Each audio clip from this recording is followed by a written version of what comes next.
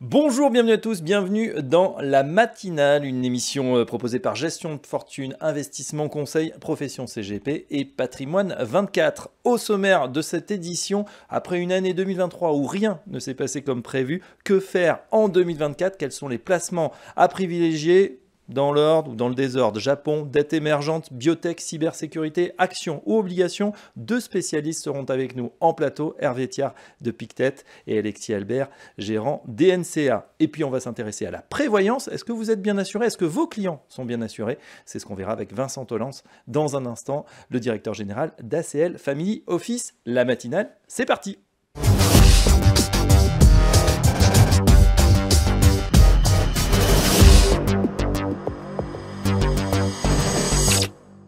On s'intéresse à ce qui va se passer pour cette année 2024 sur les marchés boursiers. Après une année 2023 compliquée, quel placement choisir pour 2024? C'est la question qu'on va poser à notre invité, Hervé Thiard. Bonjour. Bonjour Fabrice. Vous êtes directeur général de Pictet Asset Management pour la France et la Belgique et le Luxembourg, Belux.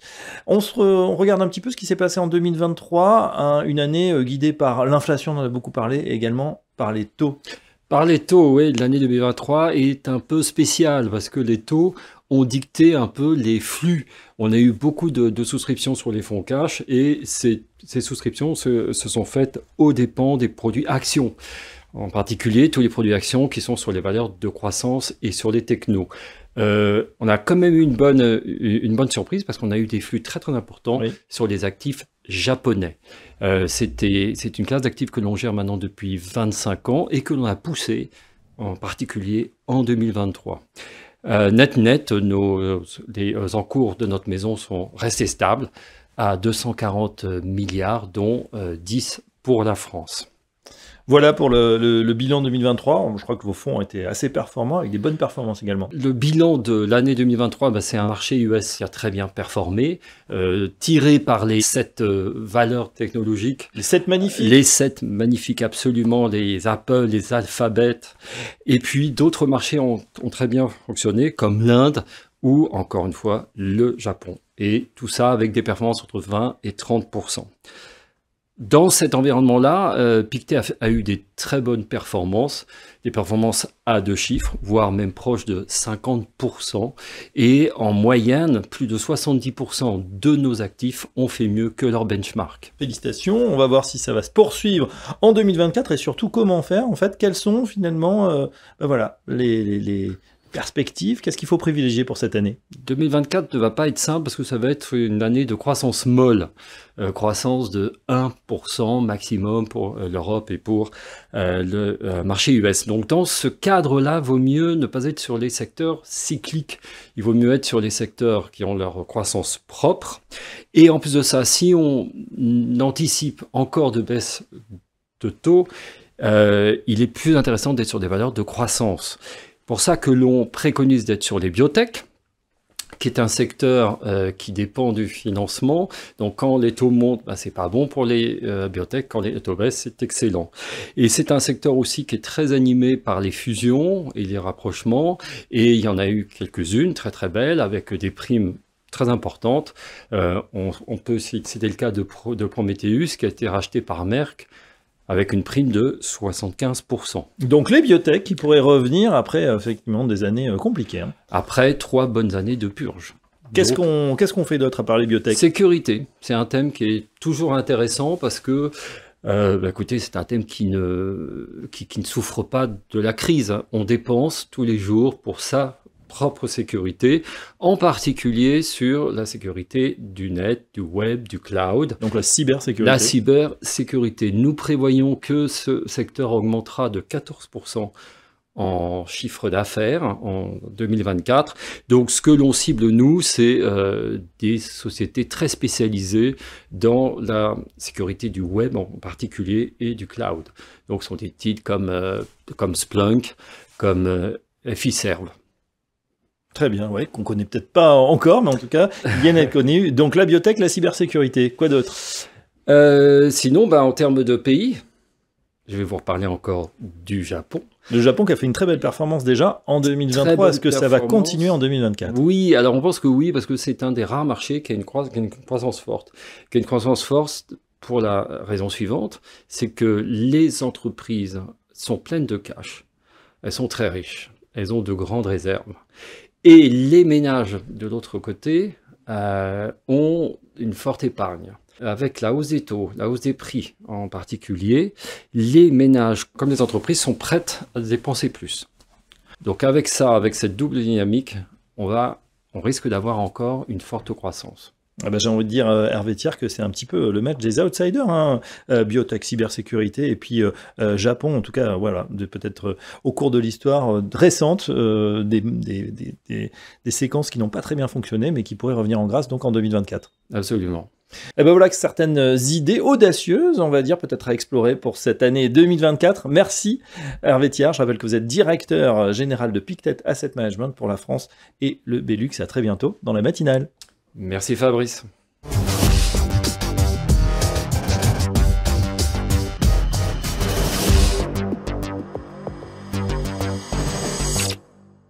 On s'intéresse au bilan et aux perspectives, surtout pour 2024. Que faire pour cette année? C'est la question qu'on va poser à notre invité, Alexis Albert. Bonjour Alexis. Bonjour. Gérant chez DNCA, on va tout savoir de ce qu'il faut faire pour 2024, mais d'abord on s'intéresse à ce qui s'est passé en 2023. On peut dire, Alexis, que rien ne s'est passé comme prévu. Absolument, rien ne s'est passé comme prévu. Toutes les années sont compliquées, mais celle-ci l'était particulièrement. On a retrouvé un petit peu les thématiques de fin 2022, à savoir l'inflation. Est venu s'y ajouter un conflit supplémentaire en fin d'année, et puis la thématique, je dirais un petit peu comme toutes les années économiquement compliquées, à savoir l'atterrissage des économies, notamment des économies occidentales. L'atterrissage de l'Europe, l'atterrissage des États-Unis, et puis redémarrage par redémarrage de la Chine. Et sur tous ces sujets-là, on a été surpris parce que les États-Unis ont, comme souvent, tenu beaucoup mieux qu'on ne l'avait tous anticipé. Ils ont réussi l'atterrissage en douceur. Absolument, ils ont réussi un bel atterrissage en douceur. On le voit, hein, les chiffres récents continuent de le prouver, notamment le marché de l'emploi. L'Europe, à l'inverse, que tout le monde donnait gagnante, hein, gagnante des marchés, gagnante de l'atterrissage en début d'année, ça a été quand même un petit peu plus compliqué que prévu, notamment l'Allemagne. Et puis la Chine, on espérait que la Chine redémarre plus rapidement, et finalement on a l'impression qu'il y a des à-coups. Et en toile de fond, l'inflation et malheureusement toujours les conflits. Des bonnes nouvelles, Alexis, sur cette fin d'année, avec effectivement cette baisse anticipée des taux qui a fait bondir le marché. On parle de rallye boursier. Est-ce que ça va se prolonger pour 2024 ? Alors c'est vrai qu'on a eu un incroyable rallye sur novembre et décembre, hein, un rallye comme on l'a très très rarement vu, qui a été, comme vous le dites, dynamisé par des anticipations de baisse de taux liées à un ralentissement de l'inflation. Ce qui est sûr, c'est qu'on a probablement mangé un petit peu de notre performance, notamment de notre performance du T1 2024 au T4 2023. Quasiment, on dépasse, on est à 2 chiffres sur à peu près tous les marchés occidentaux de croissance des marchés boursiers sur novembre-décembre. C'est évident que ça prend un petit peu de notre performance du premier trimestre. Pour autant, moi je reste constructif. Je pense qu'on aura une année boursière positive en 2024, mais avec probablement une respiration sur la première partie de l'année, et puis une petite accélération sur la deuxième partie. Alors, vous gérez justement DNCA Invest Évolutif. Quel est justement le point fort de ce fonds ? Alors, le point fort de ce fonds, j'en vois plusieurs. Le premier, c'est que c'est un fonds flexible. C'est un fonds, moi je catégorise souvent, c'est un fonds patrimonial. C'est un fonds actions et obligations avec non seulement de la flexibilité et de la diversification. La flexibilité qui nous permet justement de protéger l'épargne du porteur dans des situations difficiles et puis d'accompagner la hausse du marché dans des situations un petit peu plus dynamiques. Et puis depuis maintenant 1 an et demi, on profite à nouveau du moteur obligataire. Et oui, ça c'est nouveau. Les obligations, on en remet dans les portefeuilles. Quelle est la répartition justement entre actions et obligations dans le fonds évolutif ? Aujourd'hui, on est à peu près à 2 tiers, 1 tiers. 2 tiers actions, 1 tiers obligations. Mais ce tiers obligation, pendant très longtemps, il ne nous rapportait plus rien. Aujourd'hui, on retourne sur des rendements intéressants, des rendements qui sont supérieurs au taux sans risque. Eh oui, et donc évidemment, ça paraît beaucoup plus intéressant. Est-ce que ça veut dire que par rapport à ce rapport 1 tiers, 2 tiers, 1 tiers d'obligations, 2 tiers d'actions, vous allez augmenter un petit peu ou on reste dans cette configuration pour 2024 ? on va probablement rester dans cette configuration. Est-ce qu'on peut dire qu'on sera sur cette configuration sur l'ensemble de l'année? C'est un petit peu tôt pour l'affirmer. En tout cas, ce qui est sûr, c'est que je pense que c'est un équilibre qui est relativement bon, qui nous permet de capter la croissance des marchés actions si effectivement l'atterrissage des économies, voire même le redémarrage des indicateurs économiques en tout cas, se poursuit. Et puis, comme je le disais, ça nous permet sur ce tiers grossièrement, hein, de capter un rendement qui est supérieur au taux sans risque avec, en tout cas pour des NCA Invest évolutifs, une partie de high yield, c'est-à-dire de haut rendement, d'obligations plus risquées qui reste très réduite chez nous, puisque le risque, on va le prendre plutôt avec la partie action. Alors justement, sur cette partie action, qu'est-ce qu'on va retrouver comme principales actions, comme secteur ou comme moteur de performance? Sur cette partie action, déjà, une caractéristique de NCA Invest évolutif, c'est l'équilibre. Vous savez, on a l'habitude de catégoriser le marché action en deux parties, les actions value, donc les actions décotées, on pense aux secteurs comme l'automobile, comme les banques et d'autres, et puis les actions dites de croissance. Là, c'est des actions qui sont souvent un petit peu plus chères.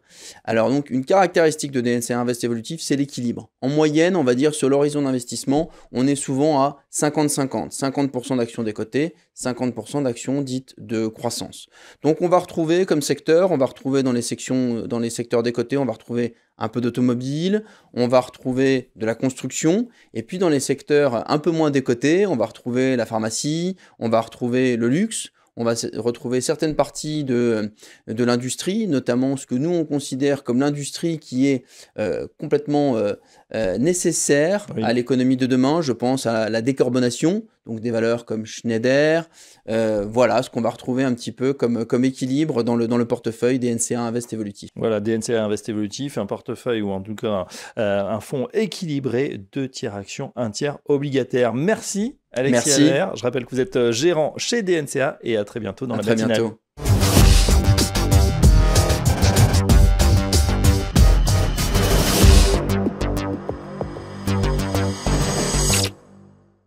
On va parler prévoyance tout de suite dans la matinale avec notre invité, c'est Vincent Tollens. Bonjour Vincent. Bonjour Fabrice. Le directeur général d'ACL Family Office, vous ne le savez peut-être pas, mais en fait les chefs d'entreprise sont très mal assurés contre le risque de voir leur activité s'arrêter à cause d'un pépin de santé. Mais heureusement, vous avez la solution, notamment chez ACL Family Office. Alors racontez-nous ce nouveau challenge pour vous Vincent.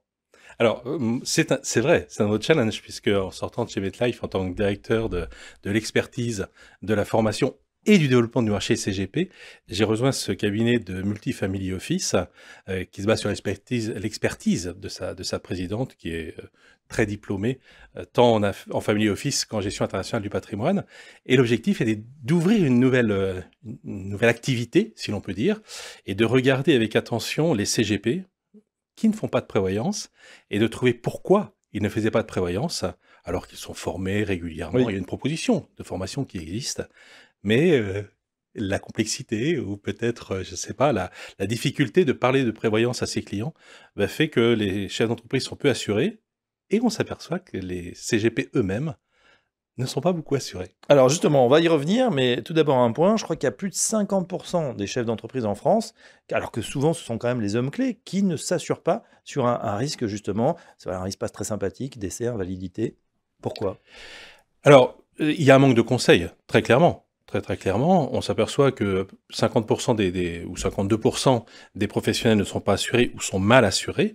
La responsabilité, évidemment, c'est la responsabilité du chef d'entreprise qui devrait se prémunir, mais est-ce qu'on ne peut pas reporter cette responsabilité sur les professionnels du patrimoine qui n'abordent pas ou peu ces questions? Oui, alors c'est vrai qu'ils sont occupés par l'immobilier, par la bourse souvent, et puis finalement la prévoyance, ça fait pas partie forcément de leur arsenal, c'est dommage. C'est très dommage, c'est très dommage. Et pourtant, on s'aperçoit, et on a un exemple assez récent d'un CGP chef d'entreprise qui a eu un AVC dans son cabinet, et il est le seul à être intermédiaire d'assurance, il est le seul CIF, et il est le seul possesseur de la carte T. Donc la société s'arrête en 5 minutes. Ouais, ça s'arrête en 5 minutes. Est-ce qu'on peut justement se prémunir contre ce risque? Qu'est-ce qu'il faut assurer? Alors, il y a évidemment l'assurance en invalidité, en arrêt de travail et en décès. Et puis il y a l'assurance aussi de ses collaborateurs au travers d'un contrat homme-clé ou d'un contrat associé pour que la société puisse survivre. Et tout ça doit être fait dans un environnement juridique appropriée, donc des conventions entre associés, voire des mandats de protection future, pour avoir un cadre et une légitimité pour un nouveau CGP à rentrer dans l'entreprise pour reprendre immédiatement l'activité et permettre à celui qui est en arrêt de travail de se remettre et de se rétablir. Bon alors Vincent, vous nous parlez invalidité, décès, voilà, accident grave, maladie, c'est vrai que c'est pas très sympathique, c'est peut-être aussi ça, le fait on n'a pas envie de se projeter, c'est vrai qu'on préfère se projeter sur des projets que sur des choses un peu plus difficiles, douloureuses. C'est vrai, c'est vrai. C'est plus simple de parler d'objectifs, de voyages, etc., de préparer l'épargne et la retraite, ça c'est évident, c'est évident. Mais aujourd'hui, la prévoyance, c'est une garantie de bonne fin. C'est de dire, quoi qu'il arrive aujourd'hui, je n'ai plus d'inquiétude puisque si le risque se réalise, je suis garanti, ma famille est protégée et mes salariés, mes associés voire mes fournisseurs ou mes banquiers sont eux aussi protégés. Et donc la structure peut survivre et donc on sécurise au final à la fois le patrimoine personnel et le patrimoine professionnel. Voilà, donc les CGP doivent y penser pour leurs clients, ils doivent y penser également pour eux-mêmes. Justement, quand vous présentez votre offre aux conseillers en gestion de patrimoine, comment ils réagissent? Alors c'est évidemment amusant puisque nous avons le même discours, la même motivation, la même expérience au final. Et donc on devient conseiller des conseillers. Ouais. Il y a des lettres de mission. On a un environnement de compliance très sécurisé au travers du logiciel Carbon Alpha. Et donc, on rencontre des CGP qui acceptent aujourd'hui d'être conseillés, d'être accompagnés, d'être suivis pour toutes les problématiques, réalisation du risque, décès ou invalidité ou arrêt de travail. Et ben voilà, en tout cas, ça peut être une des bonnes résolutions de 2024. Vérifier ses contrats de prévoyance si on n'en a pas, en faire un. Et puis, y penser également pour ses clients si vous êtes conseiller en gestion de patrimoine. Merci Vincent Tolence pour cet aperçu. Je rappelle que vous êtes directeur général d'ACL Family Office et à très bientôt dans la matinale. Merci beaucoup Maurice.